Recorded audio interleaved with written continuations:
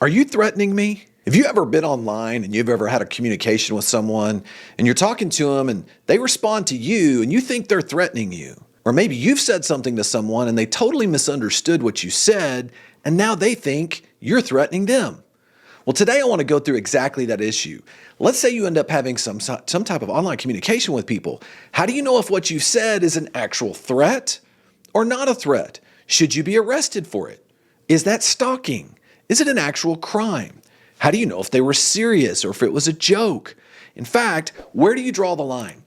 That's exactly what we're going to talk about here today. How do you know what's protected under the First Amendment, and how do you know what is actually a threat under the law?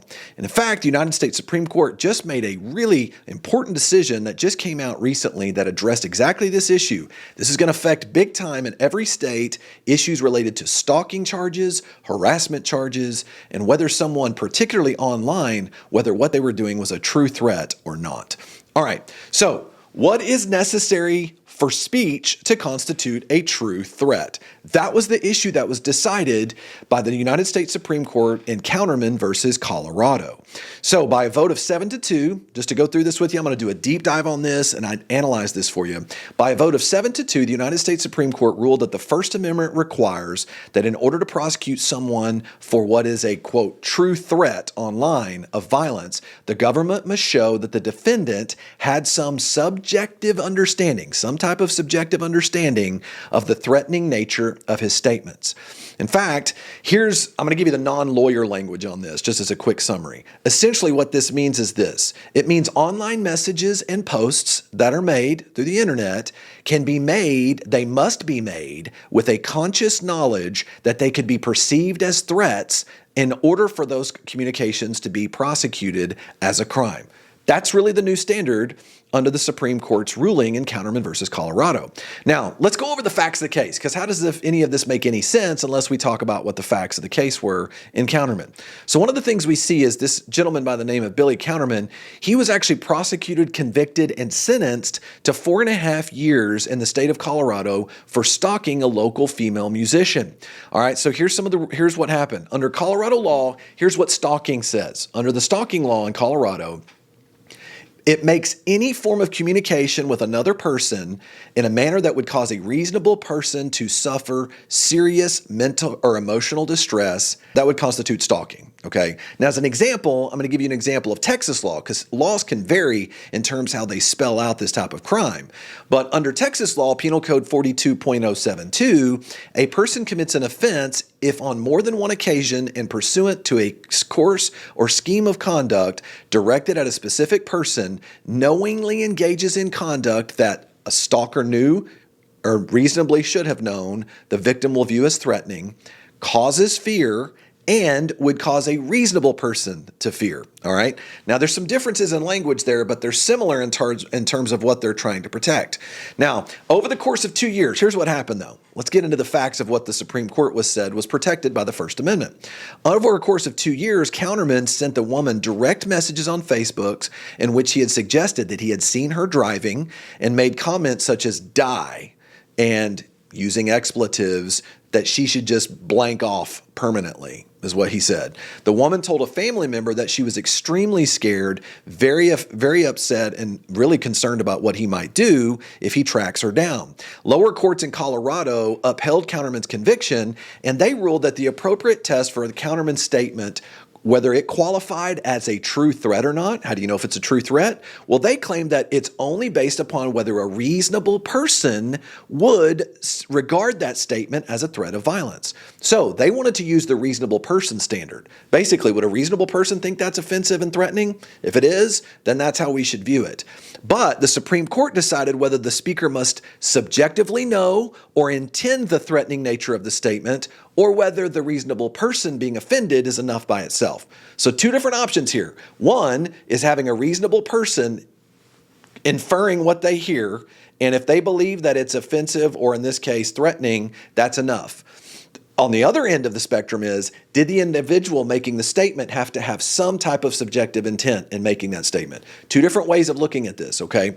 Now, Justice Kagan's majority opinion, which was joined by 5 other justices, which was interesting because you had both conservatives and you had some conservatives as well as some liberal justices that are siding on the same end on this when they made this decision. They required that the state, the government, must show recklessness. Okay. In other words, here's the standard, that the defendant must consciously disregard a substantial risk that his communications would be viewed as threatening violence. Okay, that's the standard here. So even though a true threat, and let's go back to a little bit in history when you look at this. True threats under the law, the constitutional law has long said that a true threat is outside the bounds of First Amendment protections. You can't just go around threatening people and you claim that that's protected by free speech or by the First Amendment for free speech, right? But the problem is when it's online speech, when you start talking about these type of issues when it comes to the internet and online forums and social media, the Supreme Court seemed to have some issues with that. They were very concerned about political speech. They were very concerned about people reading into speech what they wanted to read into and not necessarily what maybe the actual individual may have intended. So as a result of that, they believed that there could be instances where the speaker swallows words that are in fact not true threats. And as a result of that, the First Amendment requires some type of subjective standard here, and they believe recklessness, quote, recklessness offers the right path forward. That's what Justice Kagan said. So now look, but I do want to be real clear because it's easy to just misunderstand what this actual ruling is. The issue before the court was not whether the state has to show that the person making these offensive statements understood the meaning of his words. That's not what they have to show. Instead, the issue was whether the state must further show that the defendant had some type of mental state in making those statements. And like there's a term under the law known as mens rea. So did he have some sort of subjective intent in understanding that the words coming out of his mouth would be threatening?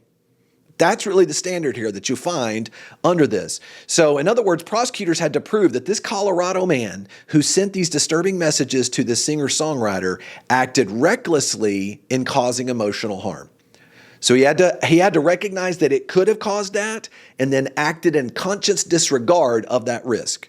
Okay, so this makes it more difficult now for prosecutors to be able to successfully prosecute online stalking and online harassment charges under this new standard. Now, in fact, let me just say this. People say, why does this matter? Well, it matters because a good portion of the communication that people have nowadays is online, right? And so you're going to find lots of prosecutors, lots of police going after online communication and doing it in a way to aggressively move forward with prosecutions and investigations. So you think about this. How do you know what is protected free speech and how do you know what is a true threat? Justice Kagan did admit, look, one of the things that she did is she went back and looked at a similar type of approach under the civil law known as libel. Let's say somebody says something that's just flat out false about another person. She used the example of libel, incitement, obscenity, and fighting words. Those are not protected under First Amendment, but she said the risk of chilling protected speech warrants putting an additional burden on prosecutors. So she's raising the standard for prosecution in order to prove this type of online stalking charge, okay? Now, here's the thing. There's no doubt. I'm going to tell you, if you go back and you look at this actual case, there's no doubt that these messages traumatized this woman. I don't doubt that she went through an enormous amount of pain and agony as she went through all this. In fact, every time that he would try to send a message to her and she would block it, he would open up new accounts and continue to do that over and over again. And in fact, he would say things like, die, don't need you. What was that you? Was that you in your white Jeep? I see you. He was saying things that no doubt many people would see as being creepy and could be potentially threatening based upon how you choose to see it. So one of the things that Justice Kagan wrote, she said this in her opinion. She said there's messages put CW in fear and upended her daily existence. She stopped walking alone, declined social engagements, canceled some of her performances, though doing so caused her financial strain. So he was prosecuted. Understand this. Counterman was prosecuted under a Colorado law that made it a crime to send repeated communications that would cause a reasonable person to suffer emotional distress and did cause such harm. So one of the things that Counterman's attorneys argued, the defense attorneys argued that, listen, you can't just make statements about things and then all of a sudden, if you did so, also have a speech crime by saying things by accident. You have no idea that you did anything by accident, and now you end up going to prison for it. In fact, they said in their Supreme Court brief, they said imprisoning a person for negligently misjudging how others could construe the speaker's words would erode the breathing space that safeguards the free exchange of ideas. Okay, and they might be right about that. There may be some argument there. But here's what it is. Here's what Justice Kagan did. I just want to be real clear about this because this very much affects online communication into the future. Justice Kagan came in and she said, look, because of this, we have to analyze this very similar to the law of public figures and libel. In the context of threats, recklessness means a speaker is aware that others could regard his statements as threatening violence and delivers them anyway. That's the standard here for online communication. So, look, it's kind of confusing. It makes it a little hard to know still. I don't think they provided clearly a bright line rule, but what they did do is they distinguished between communication that's just made between persons and whether it's online, and they've raised that threshold to a recklessness standard.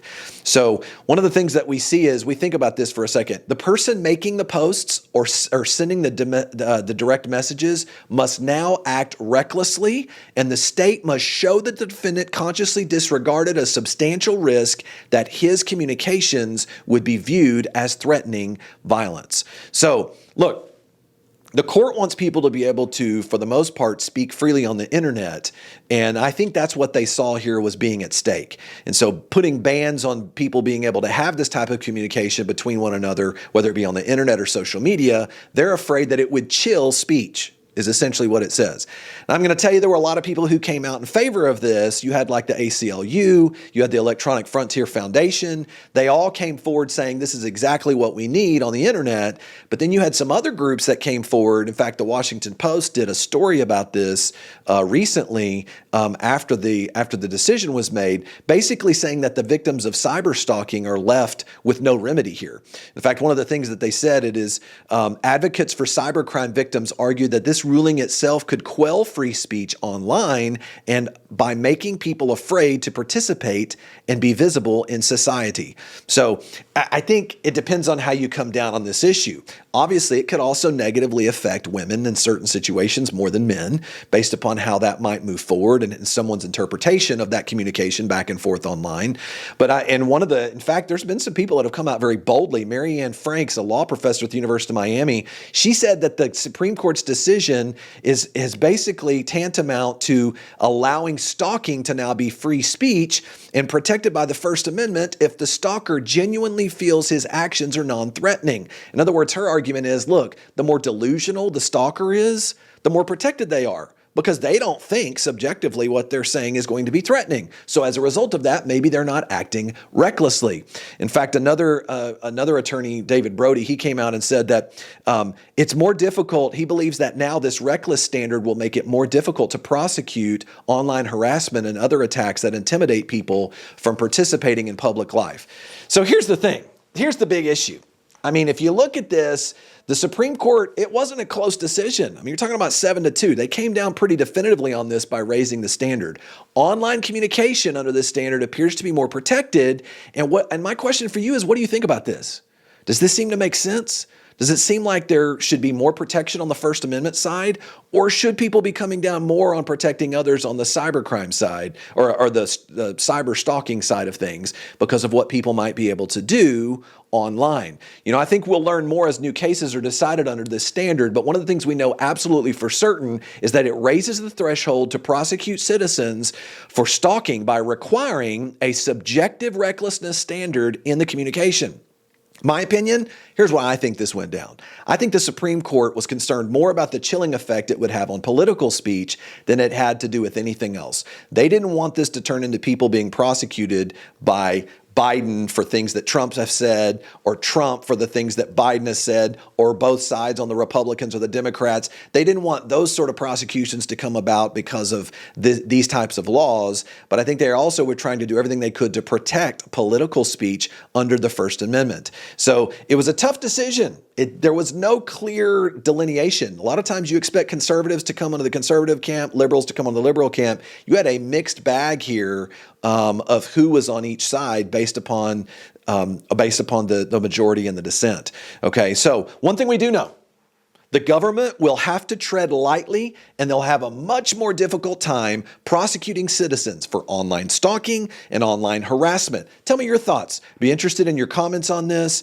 And by the way, if you or a loved one if you're facing a crime, maybe it's a stalking crime, a harassment charge, or maybe you're a victim of this sort of thing. If you are facing that in the North Texas area, don't hesitate to contact the Hampton Law Firm at the number you see above. We'll provide you a free consultation. But listen, I hope this is of help to you. I wanted to bring this up because in the realm of the criminal defense, whether the prosecution side, the criminal defense side, this decision is going to make an enormous impact for online crime moving forward. Anything that someone says, is it a true threat or is it not? Now we know the person who makes the statement must have acted subjectively reckless in their comments. Thanks again for joining us today. I'll see you on our next video.